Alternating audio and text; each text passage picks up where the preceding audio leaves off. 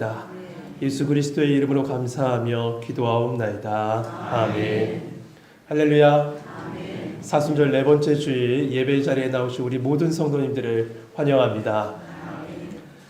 지난 한 주간은 저에게 있어서 이 말의 힘이 얼마나 큰지 몸소 경험하는 시간이었습니다. 무슨 말이냐 하면요, 지난 주일 말씀을 시작하면서 저는 이 자리에서 이렇게 여러분에게 권면드렸습니다. 성도 여러분, 기온차가 크니 건강 잘 챙기셔야 합니다. 이렇게 말씀드렸습니다. 그런데 한 주간 그 기온차의 펀치를 제대로 받아서 제 목소리가 이렇게 돼버렸네요. 듣는데 조금 불편하시더라도 이해해 주십시오. 그래서 다시 한번 권면합니다. 여러분, 간절히 건강 잘 챙기시고 하나님의 보호하심과 강건함이 여러분과 여러분의 삶의 지경마다 임하길 주님의 이름으로 축복합니다. 저는 신학대학원을 다닐 때요, 참 다양한 호칭으로 불려졌었습니다. 학교에선 당연히 학생으로 불려졌겠죠. 그런데 학교 도서관에서요, 제가 그러니까 학생 알바를 했었는데요. 그때 마침 그 도서관 관장님이 저희 고등학교 선배님이셨습니다. 그래서 저를 이렇게 부르셨어요. 후배님, 이렇게 불러주셨어요. 교회 가면 그때는 목사 안수 받기 전이니까 뭐라고 불렸겠어요? 전도사님, 이렇게 불렸고요. 과외할 때는 학생에게 선생님, 이렇게 불렸습니다. 그리고 학업 사이사이에 또한 이 직장 생활도 병행했었는데요. 그때 회사에서 제가 행정대리였습니다. 그래서 대리님, 이렇게 불렸죠. 참 다양하게 불려졌죠. 그런데 1년에 딱 한 번 저에게 있어서 아주 어색하고 낯선 호칭으로 불려질 때가 있습니다. 언제냐 하면 예비군 훈련 갔을 때예요. 그때 뭐라고 불리냐면 저기 아저씨라고 불려져요. 지금도 어색합니다. 아저씨 불려지면요. 그런데 여러분, 제가 이렇게 아주 다양하게 불려졌던 건 제 존재가 그때마다 바뀌어서 변화돼서 이렇게 불려졌던 것일까요? 네, 그건 분명히 아닐 겁니다. 그렇다면 왜 제가 이렇게 다양하게 불려졌을까요? 그것은 제가 어디에 속해 있느냐에 따라 달라졌던 겁니다.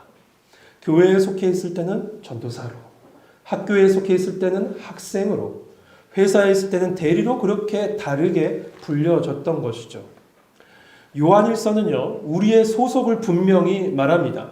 그래서 1장 5절에 하나님은 빛이십니다 라고 선언한 후에 그 하나님의 빛 가운데, 그리고 빛이 비춰지는 진리 가운데 우리가 있다라고 분명히 말씀합니다.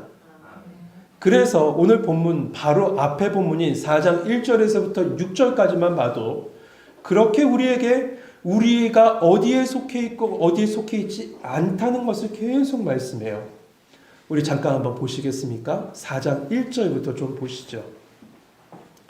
사랑하는 자들아, 영을 다 믿지 말고 오직 영들이 하나님께 어떻게 해요? 속하였나 분별하라. 2절이요. 이로써 너희가 하나님의 영을 알지니 곧 그리스도 예수께서 육체로 오신 것을 시인하는 영마다 하나님께 속한 것이요. 3절이요. 예수를 시인하지 아니하는 영마다 하나님께 속한 것이 아니니. 4절로 넘어가죠. 너희는 하나님께 속하였고, 5절에 그들은 세상에 속한 거로 세상에 속한 말을 하며, 6절 우리는 하나님께 속하였으니 라고 계속합니다. 끊임없이 속함을 이야기합니다. 그러니까 사도 요한은 성도들에게 우리가 누구에게 무엇에 속해 있는지를 강조해요. 왜냐하면요, 여러분, 거기서부터 우리의 삶의 방향이 시작되기 때문에 그래요. 우리의 방향이 여기서 결정되기 때문에 그래요. 요한일서는 신명기적 시각으로 쓰여진 서신이다라고 이야기들 합니다. 이 말이 무슨 뜻인지 조금 설명이 필요할 것 같습니다. 사도 요한은 예루살렘에 큰 박해가 임했을 때 그 몸을 피해서 소아시아 지역으로 갔습니다. 그리고 소아시아에 있는 여러 교회, 특별히 이 계시록에 나와 있는 아시아 7교회를 중심으로 목회를 했었습니다. 그러다가 로마 황제 도미티안의 박해가 굉장히 심했던 그때에 로마 군대에게 잡혀서 저기 반모섬으로 유배가게 됩니다. 성경의 기록에 대한 시기에 대한 그 전후에 대한 논란은 조금 있지만 대체적으로 이 반모섬에 유배간 그때의 사도 요한이 요한계시록을 기록했다라고 이야기들 합니다. 그러다가 이 도미티안 황제가 암살을 당하거든요. 그 암살 당한 후에 이 요한은 사면을 받고 다시 에베소로 돌아와요. 그 나이가 90이 훌쩍 넘은 나이입니다. 그런데 에베소 교회로 돌아와 보니 복음을 처음 받아들였던 복음의 그 뜨거운 열정을 가지고 있던 1세대들은 다 죽고 없는 거예요.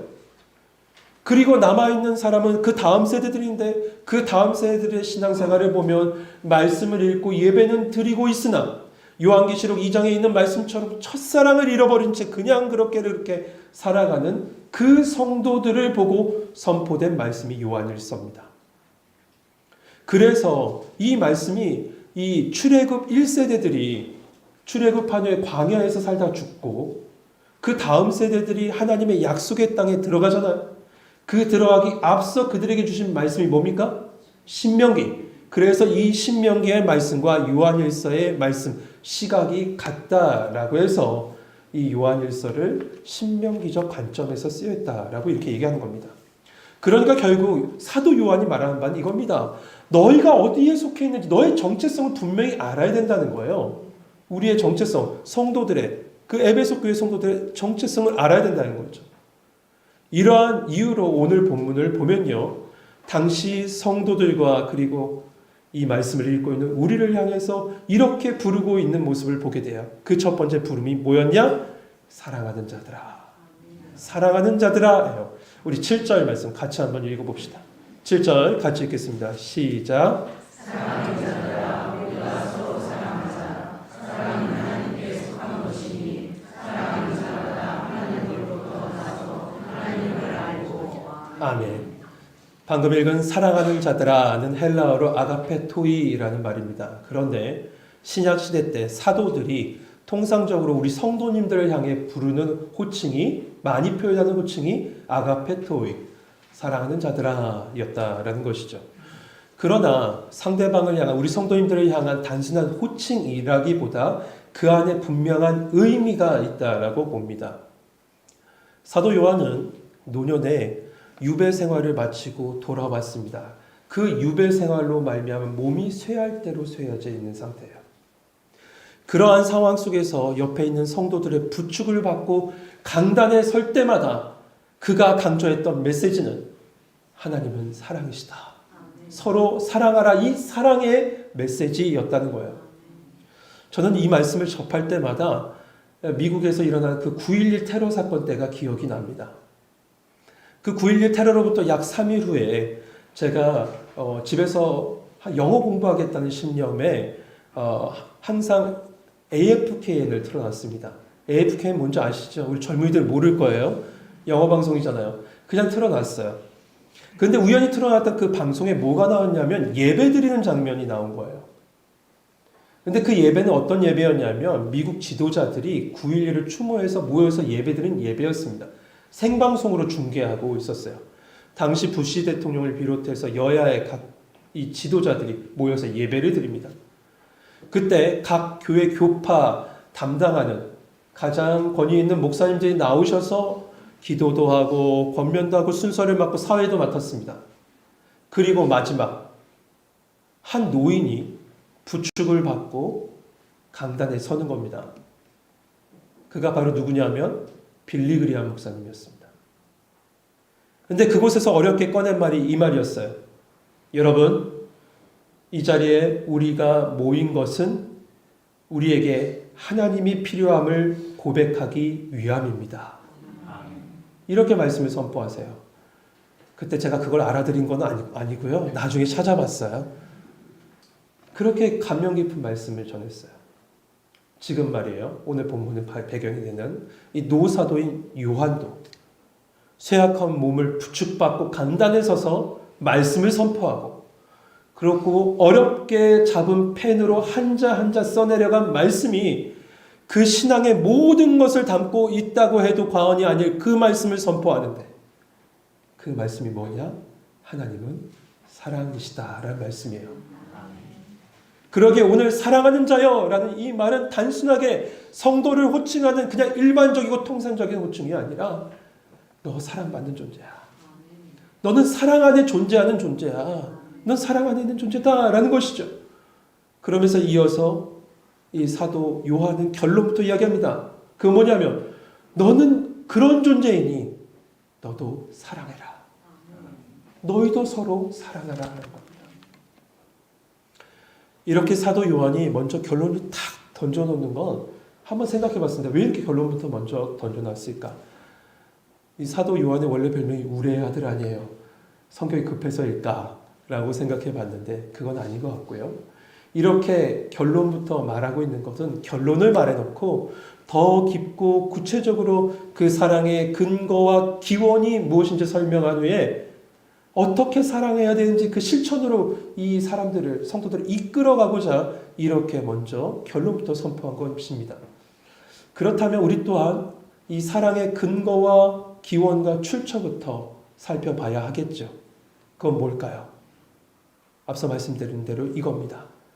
사랑은 하나님께 속한 것이고 하나님은 사랑이기 때문에 그렇습니다.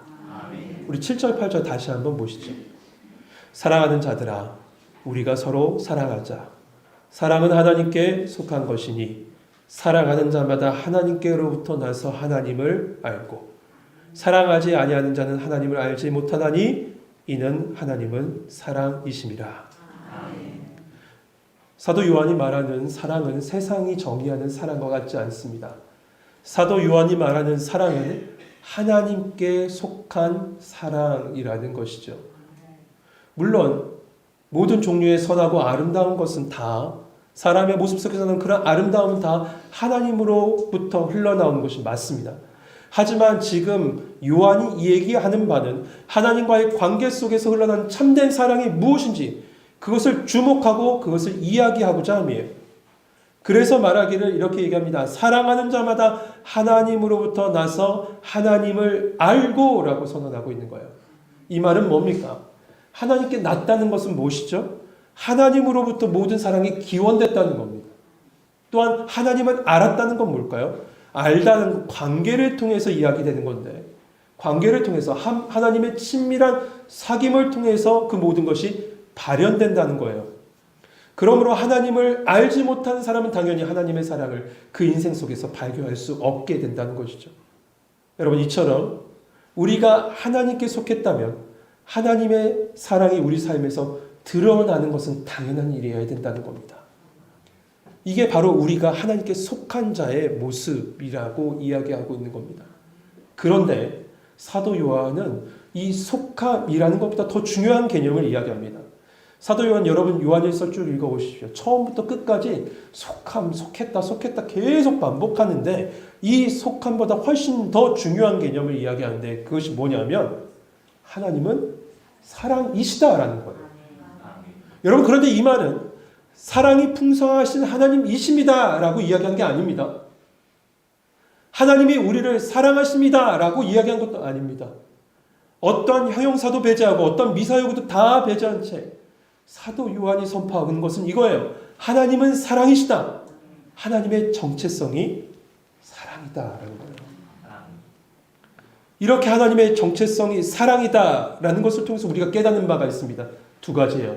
첫째, 우리의 정체성 또한 사랑이어야 한다는 거예요. 왜? 우리가 하나님께 속한 자이기 때문에 그렇다. 여러분 우리는 하나님의 형상을 따라 지음받은 존재입니다. 지난주에도 말씀을 나눴죠. 이미고데이라고 해서 바로 하나님의 형상을 닮은 존재가 바로 우리라는 거예요. 이렇게 우리가 하나님의 형상을 따라 지음받았다는 건 하나님의 정체성이 사랑이시기 때문에 그 형상을 따라 지음받은 존재인 우리도 우리의 정체성 또한 사랑이어야 한다는 것이죠. 이처럼 우리의 정체성이 사랑이고 하나님처럼 사랑하기를 좋아할 수밖에 없는 우리의 존재인데 우리는 그렇게 살지 못합니다. 왜 그렇습니까? 죄로 인하여 우리의 실체가 깨져버려서 살고 있기 때문에 그래요. 우리의 원래 정체성이 깨져버려서 살고 있기 때문에 그래요. 우리의 정체성은 하나님의 사랑 안에 속하고 사랑하는 존재로 살아가는데 그러지 못한 삶을 살아가는 것. 그러다 보니 뭔가 불완전하고 불편하고 어색하게 살아가는 것이 우리의 지금의 현실의 인생이라는 것이죠. 또한 두 번째로 우리에게 주신 이것을 통해서 주신 말씀은 뭐냐면 창조주 하나님께서 사랑을 우리에게 가르쳐 주셔야지만 우리가 비록 하나님의 형상을 가진 존재이긴 하나 피조물이기 때문에 그 하나님의 사랑을 알 수 있다는 사실입니다. 그래서 하나님께서는 우리의 정체성을 다시 한번 깨닫게 하시고자 그 사랑이 얼마나 큰지를 우리에게 보여주셨는데 그 말씀이 9절에 나옵니다.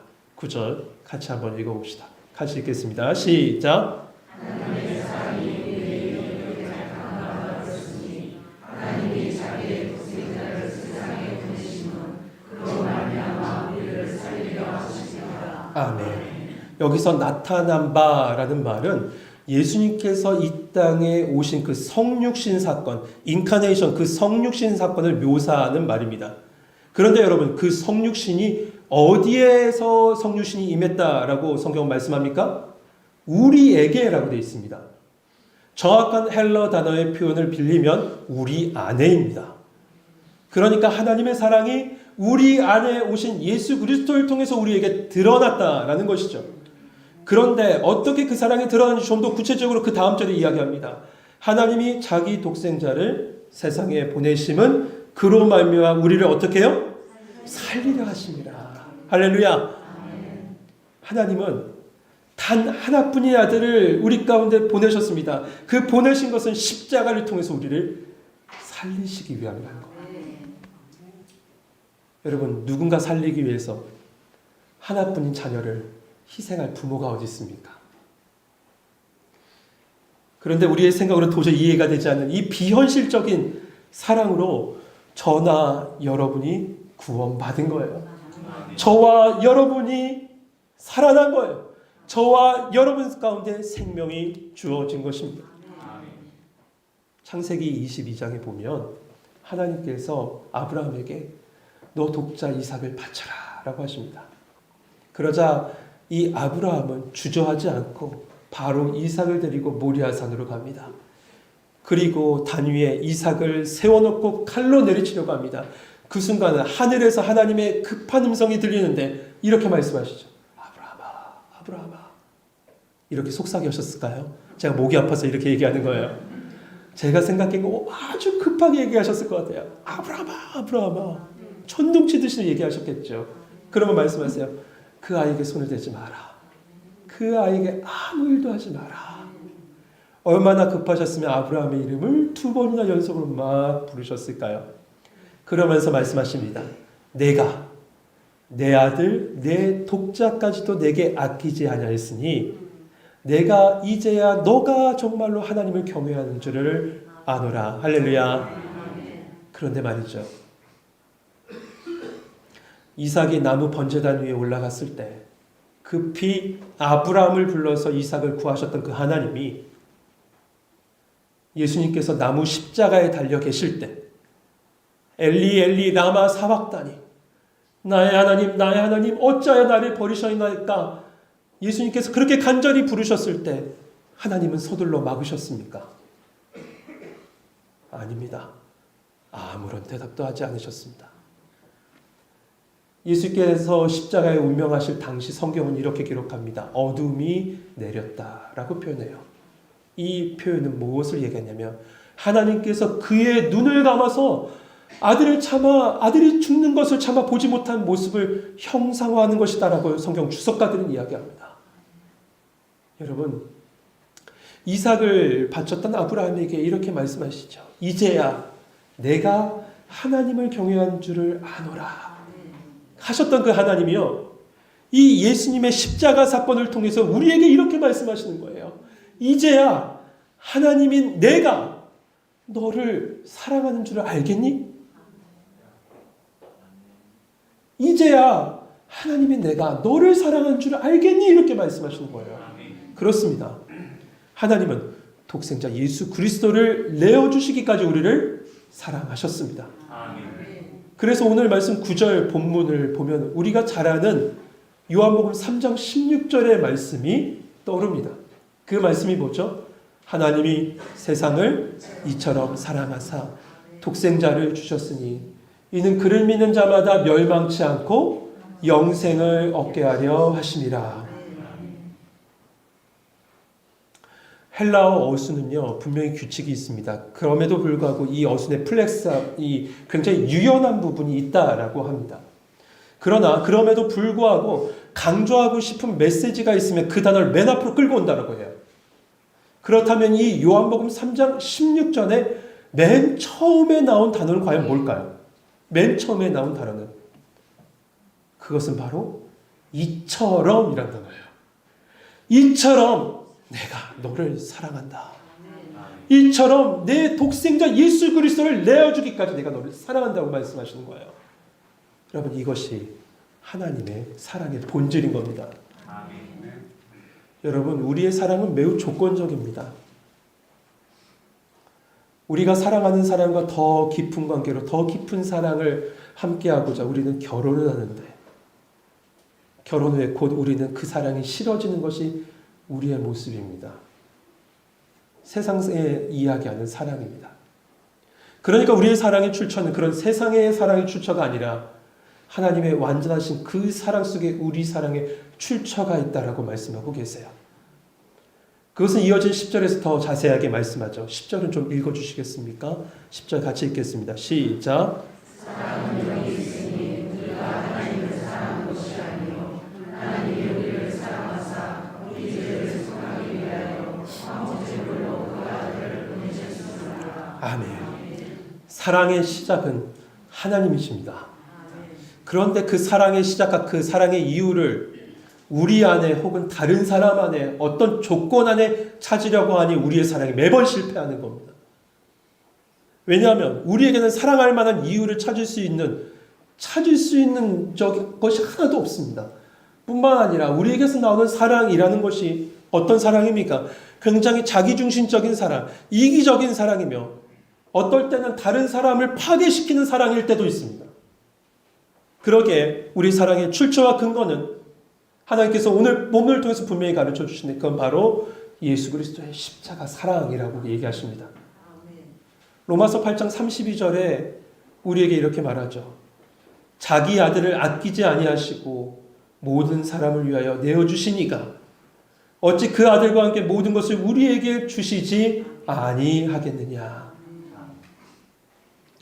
1990년대 미국에서 실제로 있었던 일입니다. 한 소녀가 집을 가출해서 마약을 하고 나쁜 친구들과 같이 어울리면서 문란한 생활을 하게 됐습니다. 이 소녀의 어머니는 이 딸의 연락처를 알아내기 위해서 백방으로 수소문하고 온갖 노력을 하고 있었어요. 그러던 중에 누군가로부터 자기의 딸을 목격했다는 이야기를 듣습니다. 그런데 그 소녀가 목격된 곳은 LA 어느 지역에 있는 사창가였습니다.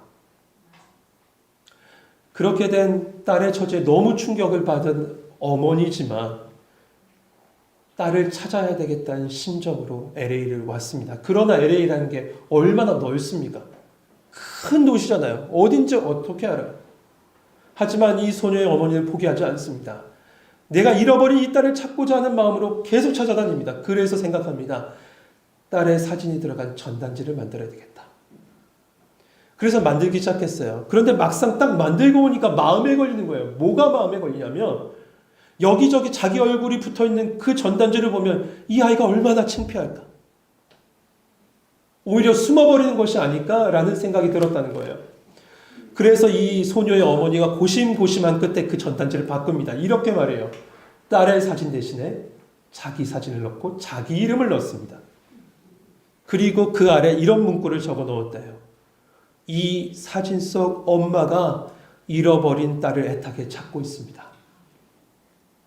그로부터 3일 후에 딸로부터 연락을 받았다는 거예요. 사실 이 어머니 어떻겠어요? 자기 딸이 가출했고 안 좋은 일을 하고 있다는 것을 광고하듯 전단지를 쫙 풀이고 그 위에 자기 사진을 딱 실었다면 얼마나 본인도 창피하겠습니까? 아는 사람이 보고 수군거릴 수도 있어요.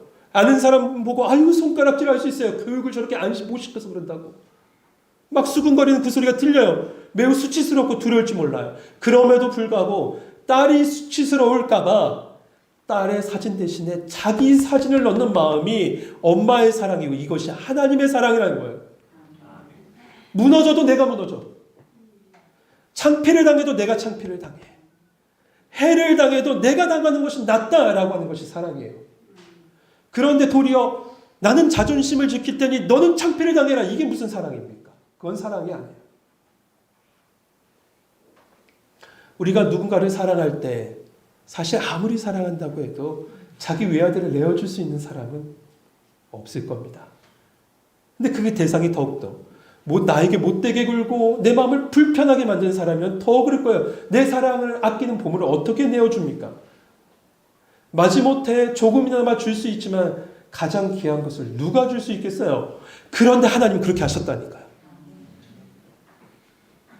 가장 형편없는 사람들을 위해서 가장 귀한 것을 주셨어요. 바로 그분이 예수 그리스도십니다. 그러므로 다시 우리에게로 돌아와 사도 요한은 말합니다. 11절이에요. 사랑하는 자들아, 하나님이 이같이 우리를 사랑하셨은즉 우리도 서로 사랑하는 것이 마땅하도다. 우리에게 다른 사람을 사랑하지 말아야 될 수만 가지가 이유가 가득해도 사랑할 이유가 여기 있다는 거예요. 그것은 바로 하나님이 이같이 나를 사랑하셨다. 하나님이 이처럼 우리를 사랑하셨기 때문이다 라는 겁니다. 이 이유는 모든 수만 가지 사랑하지 않을 이유를 상쇄시키고 덮을 묻어도 남을 만한 그런 이유입니다. 그 이유가 여기 있는 겁니다. 사랑하는 성도 여러분, 에베소 교회는 크게 두 가지 문제가 있었다고 합니다. 하나는 거짓된 이단이 끊임없이 유혹하는 유혹이 있었고요. 둘째는 첫사랑을 잃어버린 모습이에요. 그래서 사도 요한은 첫 번째 하나님은 빛이십니다 라고 이야기하면서 성도를 향해서 너는 그 빛에 속한 사람이야. 그런 빛이 비춰진 진리 속에 속한 사람이라는 것을 계속 상기시켜요. 그리고 두 번째, 첫사랑을 잃어버린 그 모습으로 그냥 예배만 드리고 형식적으로 종교생활만 하고 그러다 보니 사랑의 나눔이나 뜨거운 복음 전도는 없고 그저 옆에 사람만 보면 찌르기 바쁘는 그 성도들을 향해서 사도 요한은 선포하는 거예요. 하나님은 사랑이시다. 너희 정체성도 사랑이야. 그 사랑 안에 거하는 자는 그 사랑이 흘러나올 수밖에 없어. 그렇게 되면 어떻게 되는 줄 아니? 12절 같이 읽읍시다. 같이 읽겠습니다. 시작.